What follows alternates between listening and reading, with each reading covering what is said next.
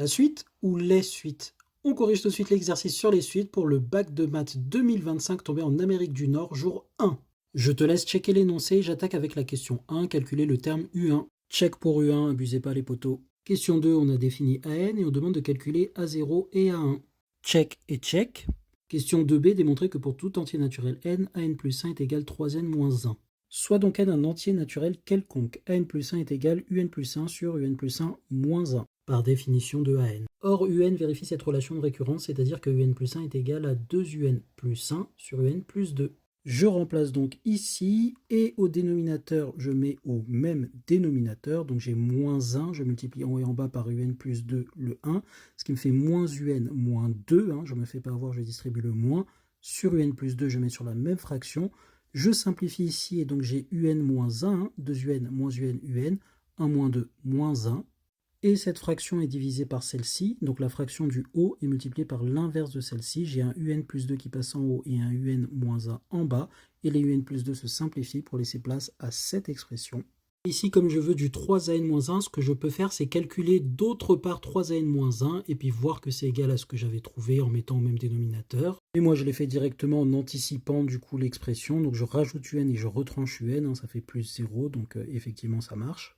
Et je me retrouve ici donc avec un 3UN et un moins UN moins 1, puisqu'ici j'ai 1 moins UN. Si je factorise par moins, j'ai un moins devant UN moins 1, donc ce qui est bien ceci. Le tout sur UN moins 1, j'ai séparé les fractions. Simplification de celle-ci, ça me fait 1, et ça me fait 3 UN sur UN moins 1, ce qui est bien AN, et donc j'ai bien ceci. Check. Question 2c, démontrer par récurrence que pour tout entier naturel n supérieur ou égal à 1, AN est supérieur ou égal à 3n moins 1. Je fais la rédaction de la récurrence à l'arrache, mais si tu veux la rédaction détaillée, va checker sur mon profil. Donc j'initialise à 1, pardon, je m'étais gouré, j'avais initialisé à 0. A1, ça vaut 5, qui est bien supérieur à 3 fois 1 moins 1, qui vaut 2. La propriété est initialisée pour n égale 1. Hérédité, soit n un entier naturel tel que AN soit supérieur à 3n moins 1. Montrons que n plus 1 est supérieur à 3 facteur de n plus 1 moins 1, autrement dit 3n plus 3 moins 1, 3n moins plus 2, pardon. Par hypothèse de récurrence, j'ai que AN est supérieur ou égal à 3n moins 1. Je multiplie l'inégalité par 3 et j'ai que 3AN est supérieur ou égal à 3 fois ça. En distribuant, j'ai 9n moins 3.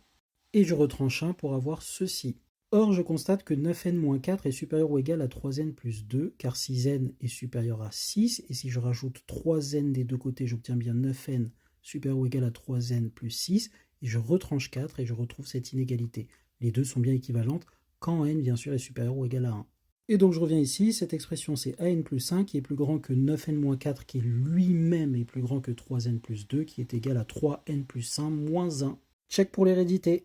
Check pour l'initialisation, check pour l'hérédité. On fait la belle rédaction de conclusion pour dire qu'on a montré par récurrence que la propriété est vraie pour tout n supérieur ou égal à 1. En vrai, elle est vraie à partir de 0, mais l'hérédité se montre facilement à partir de 1. Donc là, on a montré qu'elle est héréditaire à partir de 1. 2D, on déduire la limite de la suite AN. D'après le théorème de comparaison des limites, on a que la limite de AN est égale à plus l'infini, puisque la limite de 3n moins 1 quand n tend vers plus l'infini, c'est plus l'infini par addition et produit. N tend vers plus l'infini, fois 3 positif plus l'infini, moins 1, tout ça, ça fait bien plus l'infini. Et comme n est plus grand qu'un truc qui tend vers plus l'infini, le théorème de comparaison nous permet de conclure. Check pour ça. 3a, démontrer que pour tout entier naturel n, un est égal à n sur an moins 1. Soit n un entier naturel quelconque, an est égal à un sur un moins 1. Je multiplie de part et d'autre par un moins 1 et j'obtiens un moins 1 fois an, donc j'ai multiplié ici, est égal à ceci fois un moins 1, donc j'ai simplification et j'ai bien un tout seul. Je distribue le an ici, et donc j'ai un fois an, moins an est égal à un, et je retranche un de chaque côté, et j'ajoute an de chaque côté, donc celui-ci se retrouve ici en positif, et celui-ci ici en négatif. Et je factorise ici par un, ce qui me fait un facteur de an moins 1 est égal à an, et je divise par an moins 1, an est différent de 1, car c'est supérieur à 3n moins 1, qui lui-même est supérieur à 1 strictement. Et donc j'obtiens bien que un est égal à an divisé par an moins 1. Check.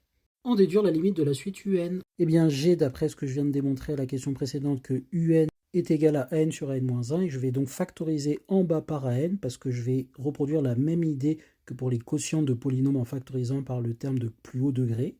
Donc ici, il n'y a pas de notion de degré, mais je factorise par le plus fort, entre guillemets. Et donc j'ai AN en facteur ici qui va se simplifier avec ce AN là. Et donc je me retrouve avec 1 sur 1 moins 1 sur AN.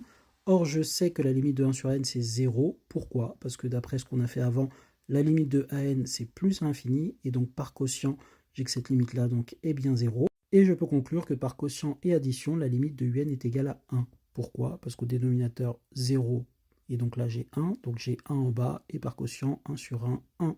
Check pour ça. Question 4, on introduit l'algorithme Python suivant et on admet que n est décroissante à interpréter les valeurs de n et u renvoyées par l'appel de la fonction algop dans le contexte de l'exercice. Eh bien tout simplement, ça va nous renvoyer la plus petite valeur de n pour laquelle un est inférieur ou égal à 1 plus p. Pourquoi? Parce qu'on démarre avec le premier terme 2, qui correspond en fait à u0 dans l'énoncé, n égale à 0, et tant qu'on est strictement plus grand que p, en fait, on va incrémenter en transformant u en l'expression du terme suivant.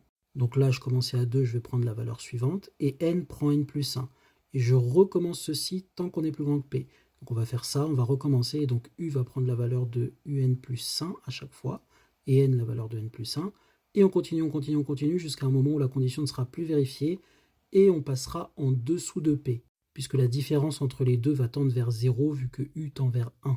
Et donc on va retourner n et u, c'est-à-dire la première valeur de n pour laquelle u-1 est inférieur ou égal à p, et le terme u correspondant. Donc check pour ça. Et enfin, donner sur justifié la valeur de n pour p est égal à 0,001. À la calculatrice, j'obtiens que n égale 6 et que la valeur de u c'est u6, avec u6 qui est environ égal à ceci. Et on précise que u5 ça vaut environ ça. Et on a bien que u6 est inférieur à 1 plus p, donc 1,001. Par contre, on a que U5 est strictement plus grand que 1,001, parce que U5 c'est 1,003 environ, enfin 2, 7.